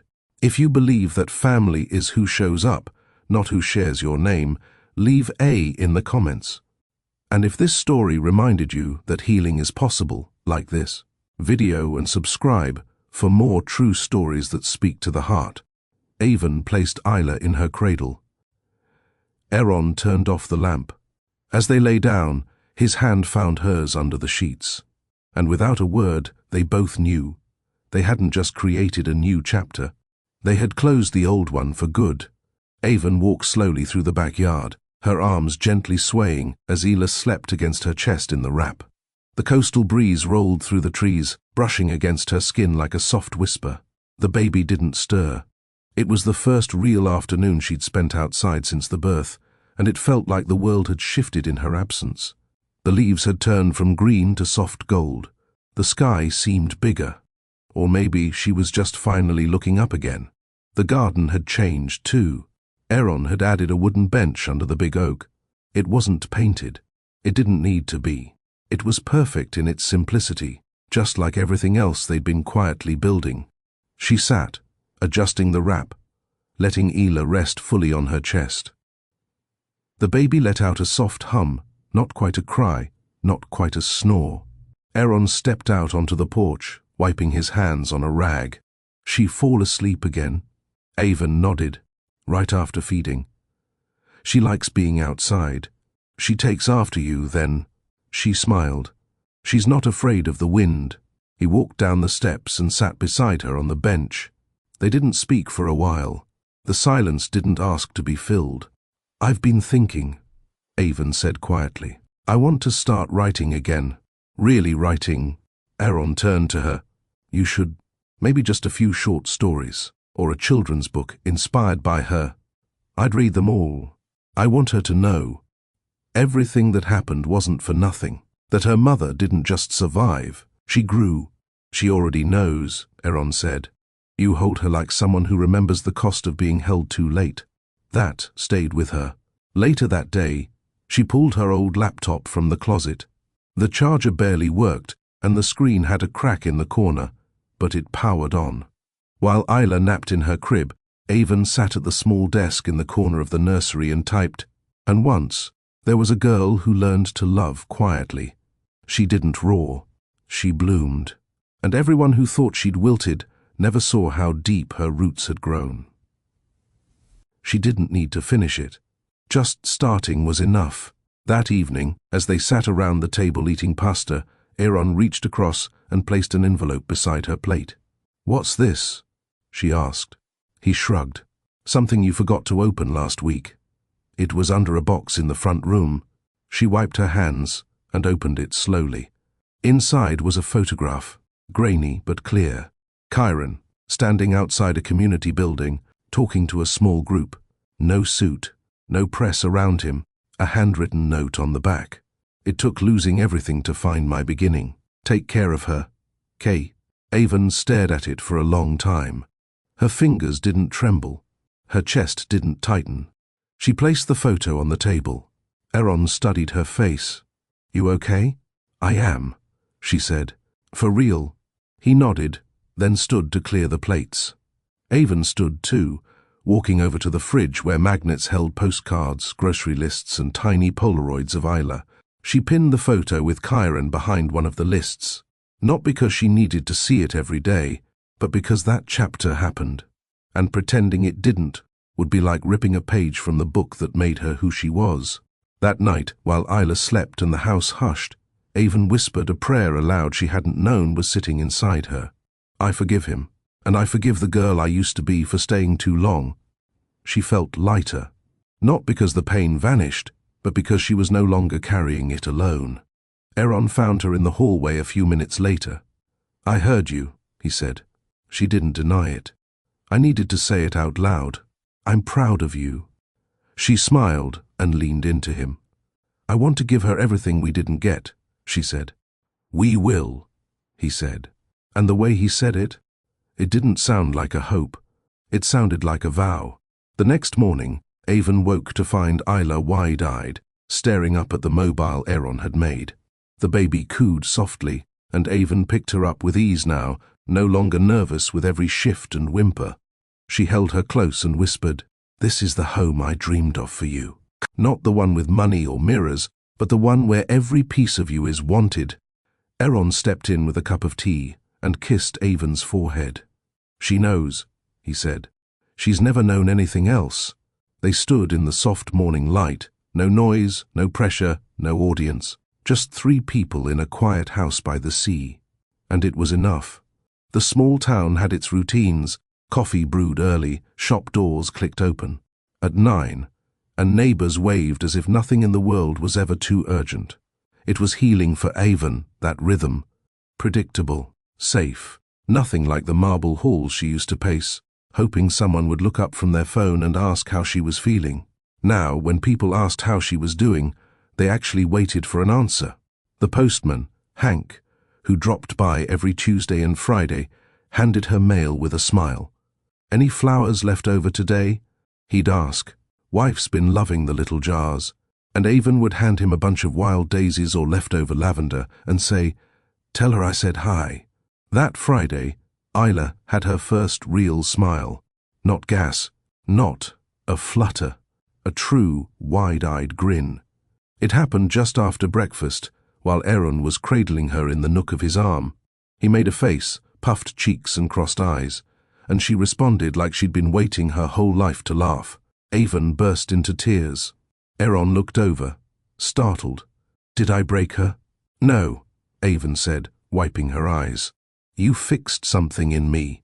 Later that afternoon, Aaron found her folding laundry with more focus than necessary. "You okay?" he asked. She nodded, just thinking about her future. "I want to protect her from everything, but I know I can't." He came closer. "You don't have to protect her from everything. Just be the reason she never questions whether she's loved." Avon sat down slowly, pressing a small shirt to her chest. "Do you think it's selfish to want more?" "More. I have you. Her. Peace. But sometimes I think about what I could have become if I wasn't surviving all those years, if I had stayed in school longer, if I'd written more, if I'd had someone back then like I have you now." Aaron crouched in front of her, gently taking the shirt from her hands. "It's not selfish, it's human. You're allowed to want both healing and growth." She let out a slow breath. "Sometimes I feel guilty for being this happy." He gave her a look that stopped her cold. "You fought for this. Every smile, every quiet night, every second of calm, you earned it. Don't apologize for arriving." She nodded slowly, her eyes warm. "Thank you." That evening, Avon closed the flower cart earlier than usual and walked through the market with Isla bundled against her. The air smelled like roasted corn and cinnamon pastries. She passed the bookstore where the window display held a sign, "Author submissions welcome. Local voices matter." She stopped, staring through the glass. For a moment she could see it, her name on a spine, her story in someone else's hands. The next morning, she wrote for 2 hours straight. Her laptop keys clicked steadily while Isla napped. Aaron kept quiet in the next room, fixing a loose leg on the table, occasionally glancing over to make sure she was still okay. When she stopped, she sat back and whispered, "I want to submit something." He didn't ask what. He didn't need to. He just said, "You should." The rest of the week passed in quiet momentum. Avon woke early, wrote while the baby slept, ran her flower stand during the day, and cooked dinner in the evenings. While Aaron held Isla and talked to her about the weather like it was the most important news in the world. One night, as they sat watching the fire crackle in the small fireplace, Avon turned to him and said, "I want to change my name." He looked up. "Back to your maiden name?" She shook her head. "No. Something new. Something that doesn't tie me to a past I didn't choose." He waited, patient. "I want us to share a name eventually," she added softly. "But when we're ready, I just want to start again. On my terms." Aaron nodded. "Then we'll find one that fits." She reached out, took his hand. "How did I find you?" He chuckled. "I think you fainted into my arms, if I remember right." She laughed, her eyes shining. "Best fall I ever had." A few days later, her short story was accepted by the bookstore's small press team. They wanted to feature her in their local winter showcase. Avon read the email 3 times before calling Aaron into the room. He scanned the message, then looked at her. "You did it. I don't know what I expected, but it feels good. Like I'm finally using my voice again." He kissed her forehead. "You never lost it. You were just waiting for the right moment to speak." The showcase was held at the town hall. Intimate. Simple. Just folding chairs, warm cider, and the soft murmur of neighbors waiting for something honest. Avon wore a cream sweater dress and held Isla close until her name was called. She stood behind the podium with shaking hands. The lights weren't bright, but the room felt like it held its breath.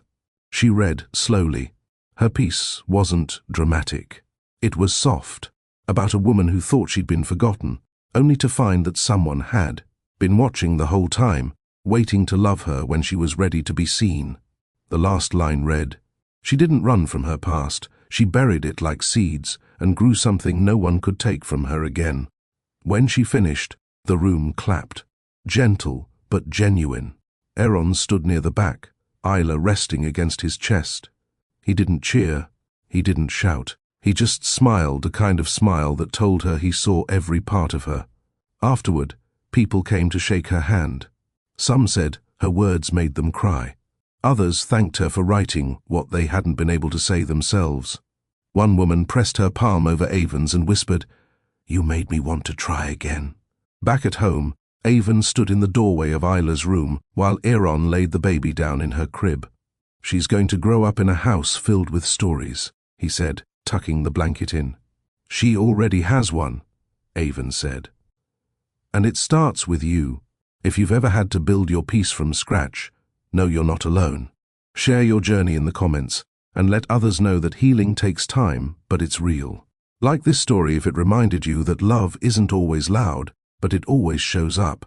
And subscribe for more true life stories where strength whispers louder than pain." That night, Avon lay in bed, Isla sleeping soundly down the hall, Aaron reading beside her. She rolled toward him and whispered, "This is the life I never knew I was allowed to want." He reached over and turned out the light. "That's because no one ever taught you to ask for it." She curled into him, heart full, mind quiet, and in the darkness, with the warmth of his breath on her hair, she said, "Thank you for showing me how." He whispered back, "Thank you for letting me." And sleep came like peace. Soft, earned, unshaken. The cold came early that year. By the end of October, sea mist settled low along the fence line, and mornings smelled like cinnamon and damp leaves. Avon wrapped Isla tighter in the sling and pulled on her wool coat as she stepped out onto the porch. The sky was pale and overcast, but calm. She breathed it in. The weight of the air, the stillness of her home. Nothing thundered anymore, no slammed doors. No anxious steps waiting for someone to acknowledge her presence. She had peace now, but even peace had layers. There were still memories that knocked gently at the door of her mind. Chiron's voice, his silence, Lusane's stares, the weight of waiting for love that never arrived. But these days, when those memories surfaced, she didn't fight them. She let them pass like wine through trees, loud for a moment, then gone. Aaron came outside with 2 mugs of tea. "She's asleep already?" he asked, handing her the warm ceramic. Avon nodded. "Her nap schedule is the only thing in this house stricter than your toolbox organization." He smirked. "Hey, every bolt in its place keeps the chaos away." They sat together on the porch steps, Isla quietly dozing in the carrier. Aaron sipped his tea, then set it aside. "You've been quiet this week." She shrugged lightly. "Just a lot in my head. I've been thinking about sending another story to the bookstore. Maybe something longer this time. A short memoir maybe, pieces of before, pieces of now." "You should," he said simply. "I think the world would understand you better if they heard your voice. All of it." She looked down. "I'm scared." "Of what?" "That telling the truth makes me seem bitter or broken." Aaron turned toward her. "Telling the truth makes you brave. And being brave doesn't mean you weren't hurt. It means you kept living." She blinked hard, pressing her lips together to keep the tears back. "You always know what to say," she whispered. He smiled. "No. I just listen long enough to know what matters." That night, after Isla went down, Avon returned to her laptop.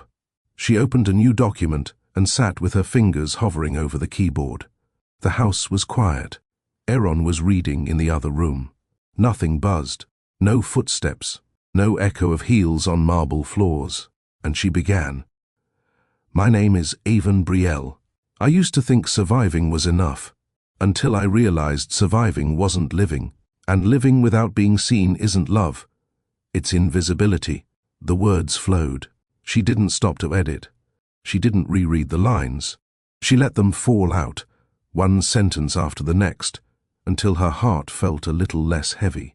In the middle of her writing, she heard Isla cry. Before she could rise, Aaron's footsteps passed the hallway.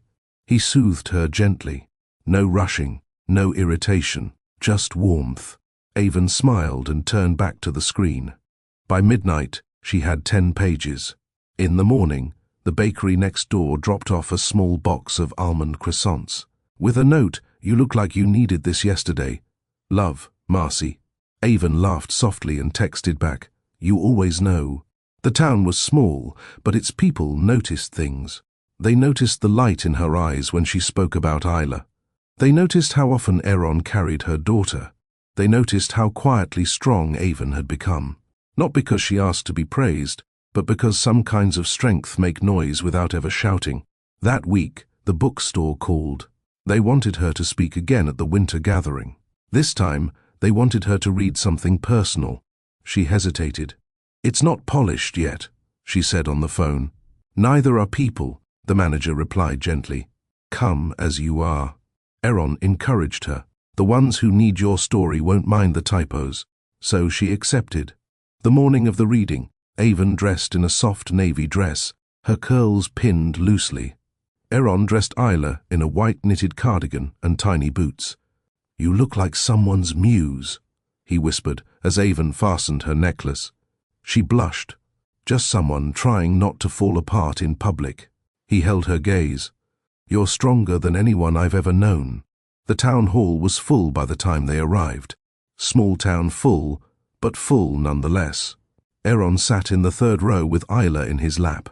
Avon waited backstage, her hands slightly shaking. When her name was called, the room fell quiet. She walked to the podium slowly, heart thudding. She looked out over the crowd and then at Aaron, who gave her a small nod. Isla cooed as if giving her blessing. Avon smiled.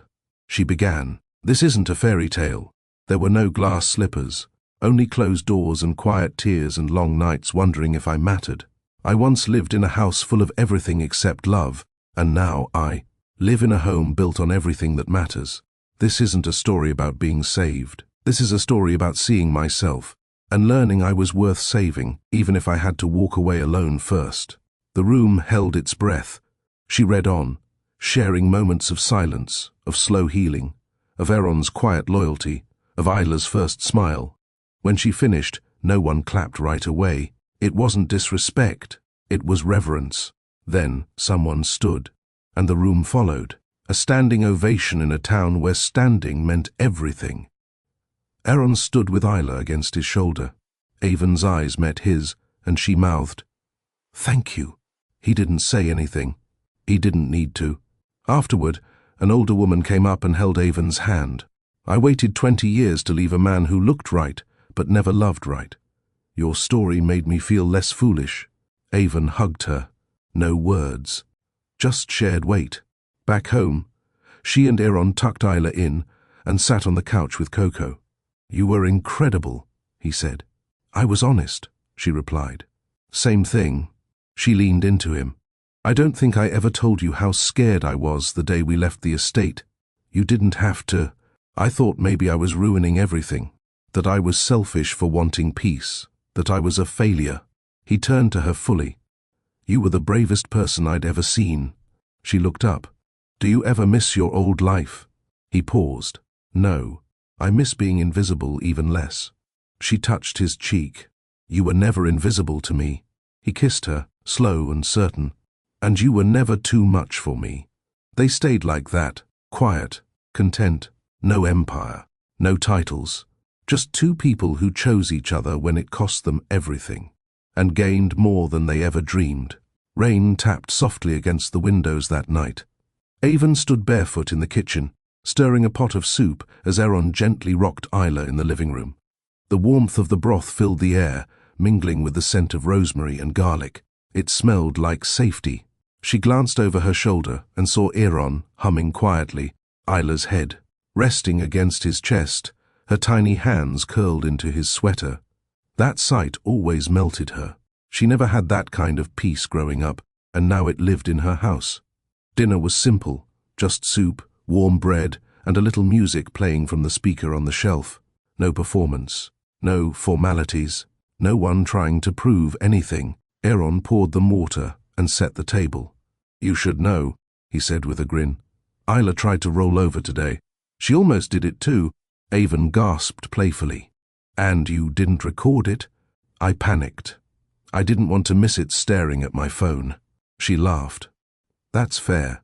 After dinner, they bathed Isla, then settled her into her crib. She fell asleep to the soft lullaby Avon always sang, a tune she made up on a whim months ago and never forgot. Aaron stepped behind Avon in the hallway and wrapped his arms around her waist. "You sang that the night we left the estate," he whispered. "In the car. She was kicking in your belly. I didn't know what else to do," Avon said. "I needed her to feel calm. She's always known you're her calm." They stood there for a while, swaying in silence. Later that night, Aaron pulled out an old shoebox from the back of his closet. "Thought it was time you saw this," he said, placing it on the bed. Inside were photos, letters, and a few clippings from old newspapers. A picture of a younger Aaron in a military uniform, a letter from a sister he hadn't spoken to in years, a crumpled receipt from the day he left his father's house for the last time. "I don't talk about my past much," he said, eyes on the box, "because it didn't feel like it belonged to the person I was trying to become." Avon touched one of the photos gently. "But it made you who you are, maybe. But you're the one who reminded me it was okay to be seen." He reached under the last envelope and pulled out a velvet pouch. Her breath caught. "I don't have a diamond," he said, "but this belonged to my grandmother. She wore it for 60 years. He opened the pouch and revealed a thin gold band with a tiny opal in the center, soft, subtle, and full of light. "I don't need a wedding," he said, "but if you ever want the name, the promise, the everything, I'm here." Avon didn't cry. She smiled, slow and sure. "I want all of it," she whispered. "But I already have what matters." He slid the ring onto her finger. It fit like it had always been meant for her. They didn't call anyone, didn't post it online, didn't announce it. But from that day on, they called each other husband and wife, not because of papers, but because of choice. The next morning, Isla woke earlier than usual. Avon carried her into the kitchen where Aaron was already making coffee. "She wants to join the sunrise crew," Avon said, bouncing her gently. Aaron leaned in and kissed them both. "Then we'll start making pancakes earlier." They moved like clockwork now, feeding, changing, talking, laughing, resting, a rhythm that felt earned. Avon checked her email and found a note from the publishing house she submitted her piece to. They wanted to publish her essay in a winter anthology titled Quiet Strength. She clutched the phone to her chest. "They said yes," she whispered. Aaron looked up. "Of course they did." Avon looked over at her daughter, now gurgling on the blanket beside her toy lion. "She'll read my words someday," she said softly. "She already hears your strength in everything you say," Aaron replied. As winter settled in, the days slowed. The house filled with new traditions, Isla's first taste of mashed sweet potatoes. Family walks in the frost, cozy nights with old movies and warm socks. One evening, while sorting through storage, Avon found a sealed envelope buried in a folder. It was addressed in Kyron's handwriting. Her fingers hovered over the flap. She almost placed it back, but she opened it. Inside was a single-page letter. "I couldn't say this when it mattered. Maybe because I didn't know how to admit I was wrong. You were always the stronger one. You made a home out of a place that never welcomed you. I see now that I wasn't a husband. I was a placeholder for something better. I don't expect forgiveness. I just hope you found the peace I couldn't give you. Kyron." Avon folded it neatly and placed it in a new envelope. She wrote a line across the front in pen. "I did. Thank you." She never sent it, but somehow writing it down was enough. A few weeks later, the Grants made a rare public appearance in a magazine.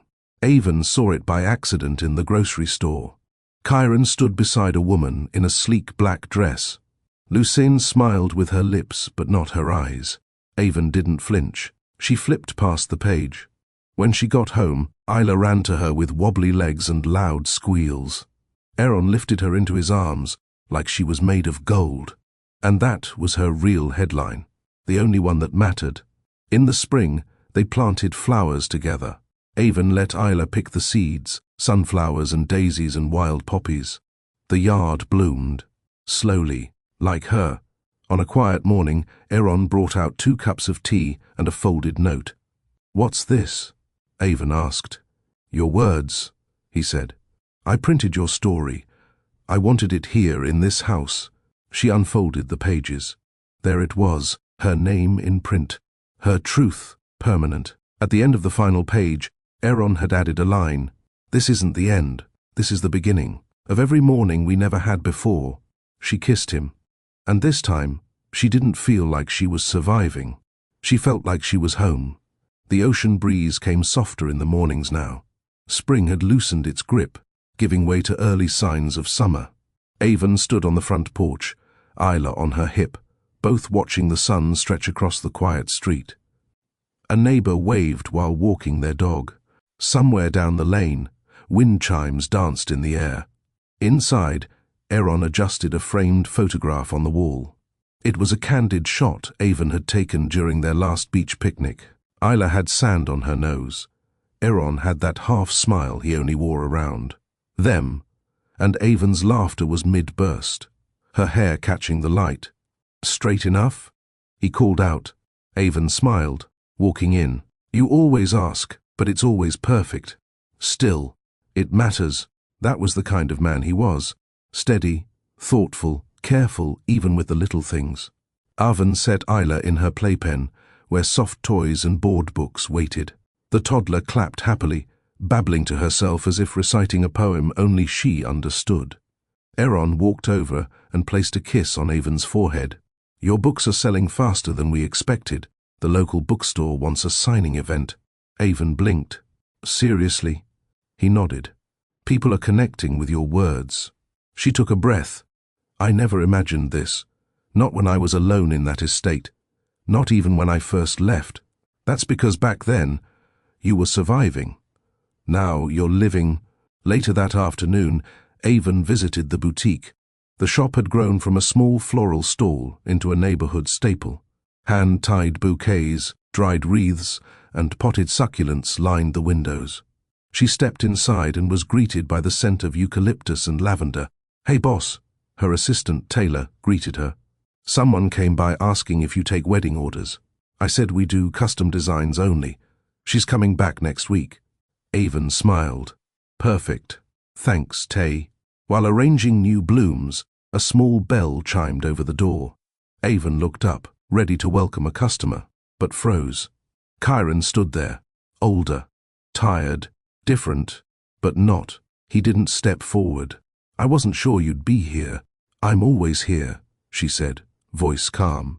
He looked around at the flowers, the soft music, the shelves of notes and dried petals. It's beautiful, peaceful, just like you wanted. She didn't respond. I found your story in a bookstore, he added. Didn't realize it was you until I read the name twice. Avon nodded slowly. I didn't write it for recognition. I know, he said quietly. That's why it hit me. He stepped forward. I came to say thank you, and to say, I'm sorry, for everything. For not showing up, for letting them treat you like less. Avon kept her hands busy with a rose stem. I forgave you a long time ago, Kyron, but not for you, for me. I figured. He glanced around again. You're happy? Yes, she said simply. And it's not because life got easier, it's because I finally chose myself. Kyron's eyes dropped. I didn't know how to love you. Avon looked up. No, but someone else did. And he still does. Just then, the door opened again. Aaron stepped in with Isla in his arms. Their daughter spotted Avon and squealed, reaching out. Aaron smiled as he walked up. You wouldn't believe who fell asleep in the car and woke up asking for her mama. Avon reached for her daughter. I missed you too, sunshine. Aaron then noticed Kyron. Kyron gave a slow nod. You're Aaron? Yes. The servant. Aaron's face didn't change. I was. Once, and now. Now I'm her partner, her daughter's father, her home. Kyron let out a soft breath. I get it. Avon spoke gently. This isn't about who won. There was never a competition. It's just, life chose its own direction. Kyron smiled faintly. I hope she grows up knowing how lucky she is. She will, Aaron said, because she's loved, fully, daily. Kyron turned to leave, pausing only at the door. Thank you, Avon, for showing me what grace looks like. She didn't reply. She didn't need to. Aaron wrapped his arm around her waist as the door closed. Was that hard? He asked. No, she whispered. It was closure. That evening they walked to the beach, Isla giggling between them as she took clumsy steps. The sky blushed pink and orange, the waves humming in rhythm with their breath. Do you ever think about what could have been? Avon asked softly. Aaron took her hand. I used to. But then I realized what is matters more. She nodded. We don't have mansions. We don't have private jets. But we have honesty and laughter. And this, he looked at Isla, which is better than anything money ever bought. Avon pressed her head against his shoulder. She'll never question if she's enough. Because she's got you. No, Avon said. Because she's got us. The tide crept up the sand slowly. Isla squealed as the water touched her feet. Avon lifted her into the air, laughing. Aaron snapped a photo on his phone. The light behind them made it look like they were glowing. It wasn't staged. It wasn't perfect. But it was real. And that was enough. The days rolled into seasons, and before long, Isla turned 2. The house was filled with sunflowers that morning, her favorite. Aaron had stayed up the night before assembling a toddler-sized play kitchen. Avon decorated cupcakes with tiny edible butterflies and let Isla smudge frosting on her nose. Neighbors came. Taylor brought handmade cards. One of the local kids played a toy guitar and sang her name in a made-up song. Laughter echoed off the fence. It didn't feel like a party. It felt like love. Avon stood at the edge of the yard, watching Isla spin in a yellow dress. Aaron walked up beside her with 2 cups of lemonade. She's light, he whispered. She is. No shadows in her eyes. No weight in her steps. She never had to unlearn love, Avon said. She only ever knew it as something safe. They sat on the porch steps, sipping slowly. Later that night, after the last balloon had drifted low and the leftover cake was wrapped away, Avon tucked Isla into bed. The little girl mumbled, "Mama, stay. I'm right here," she whispered. Isla fell asleep with a hand wrapped around her mother's thumb. Avon lingered, brushing a curl from her forehead. She whispered something so softly, only the night could hear it. "Thank you for choosing me to be your mother." She stood in the hallway afterward, staring into the quiet nursery. Aaron came behind her, wrapping his arms around her waist. "You okay?" he asked. "I'm grateful," she said. "That's all. Just deeply grateful. Me too." A few days later, a letter arrived addressed to Aaron. It was from his sister. They hadn't spoken in 7 years. She'd read Avon's story and recognized the name. Her letter was short, apologetic, honest. Aaron sat on the porch that night with the letter in his lap. "You going to call her?" Avon asked, joining him. "I think so," he said, "but not tonight. I want to sit with this a little longer." She nodded, slipping her hand into his. "Funny how healing one thing can open doors to another," he murmured. "It's like life waits until we're ready." They sat there in silence, the kind that didn't need filling. Avon's boutique won a local award that spring. She didn't go to the ceremony. She was at home, helping Isla paint a shoebox into a rocket ship. "Next time," Aaron said when he showed her the news, "you let me take her, and you go receive your flowers." "I have my flowers," Avon said, nodding to Isla. Every few months, someone from the city would reach out. A reporter, a podcast host, a producer. They all wanted the same thing, the full story. She said no every time. Not because she was hiding, but because the people who mattered already knew. One Sunday, Avon took Isla to the garden behind their house. They sat in the dirt together, planting sweet peas. "Why we do this?" Isla asked. "Because planting is hope," Avon replied. "Even when you can't see the bloom yet." Isla patted the soil with her chubby hands. "You're so good at that," Avon whispered. From the kitchen window, Aaron watched them both. The way Avon's face glowed under the sun. The way Isla mimicked her every move. He snapped a photo. Then another. Later, he printed one and placed it in a frame beside their bed. Below it, He wrote 3 words on a strip of paper. We chose peace. That evening, they ate on the porch. Soft music played from the speaker. Isla had blueberry stains on her chin, and Aaron had dirt under his fingernails from fixing the fence. It wasn't glamorous. It wasn't quiet. But it was theirs. After Isla fell asleep, Avon and Aaron sat under the stars with matching mugs of mint tea. "Ever wonder what would have happened if we never met?" she asked. "Sometimes," he said. "But I always end that thought the same way. How? I'm glad we did." Avon leaned into his shoulder. "I used to think family was something you were born into, that I missed out on it." Aaron kissed her temple. "You didn't miss anything. You built it." She smiled. "With you." With the moon high above and the waves humming in the distance, Avon closed her eyes and let the breeze kiss her face. She didn't feel like the girl from the estate anymore. She felt like a woman who'd survived her breaking and come out blooming. Not bitter, not perfect, but whole. If you've ever had to rebuild yourself from nothing, if you've ever felt like love was something you had to beg for, if you've ever sat in silence, wondering if you'd ever feel seen, you're not alone. And your story isn't over. Avon's story reminds us that the people who leave may hurt us, but the people who stay, who choose us again and again, are the ones who teach us what love is supposed to feel like.